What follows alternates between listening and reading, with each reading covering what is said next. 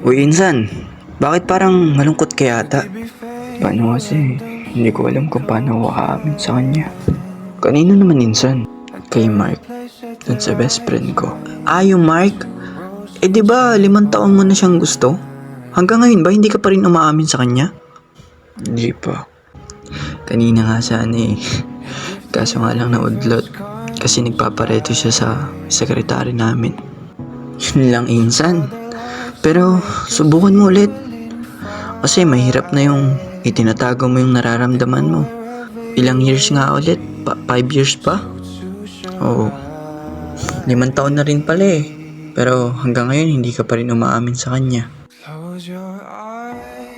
Uy, Bes. Tara sa Freedom Park. Bakit? Broken ka na naman? Hindi naman, pero para kasing hindi ko kayang makuha si Micaela eh. Ha? Bakit naman? Di ba tinulungan na kita sa kanya?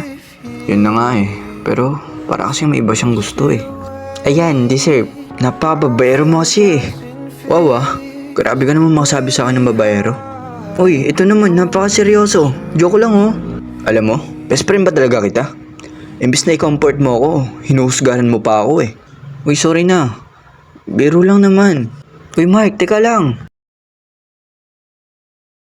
Hello, Bes. Good morning. Uy, Mark, teka. Galit ka pa ba? Okay, I'm sorry. Sorry sa nasabi ko kahapon. Okay lang yun. By the way, pwede simula ngayon, tumistansya ka muna sa akin. Huwag mo na akong lalapitan. Bakit naman? Kung about to sa nangyari kahapon, okay, pasensya. Sorry. Whatever. Uy, Mark, sandali.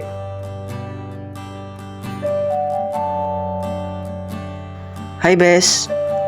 Pwede ko sumabay? Hi, love. Tara na.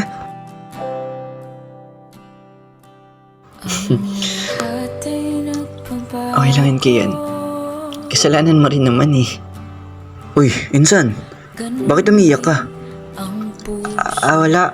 Napuwing lang ako. Hindi eh. Kabisado kita, Insan. Anong problema? Si Mark kasi hindi niya na ako pinapansin. Anong nangyari?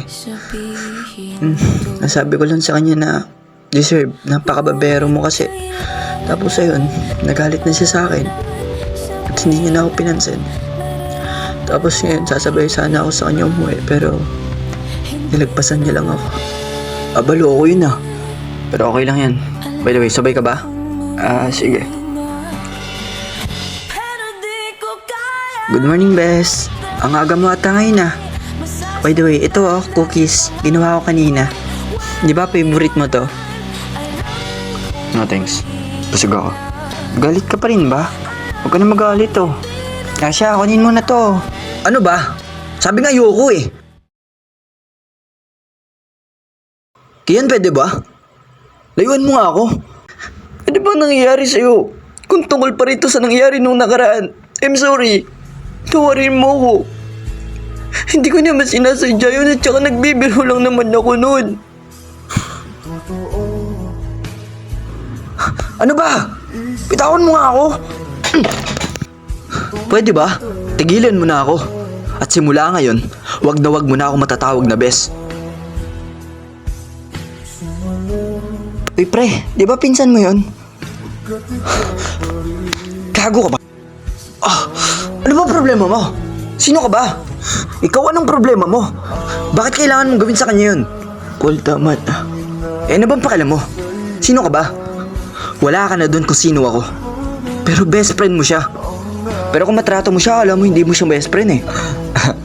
Ano naman kung best friend ko siya? Gago ka pala talaga eh. Oo nga, tama ka. Best friend mo lang siya. Best friend mo na 5 taon nang may gusto sa'yo. Paul, tama na. Hayaan mo na. Hindi, Insan. Sobra na eh. Sobra na yung ginagawa niya sa'yo. Masyadong big na sa kanya yung nangyari. Alam mo, itong tatandaan mo, Mark.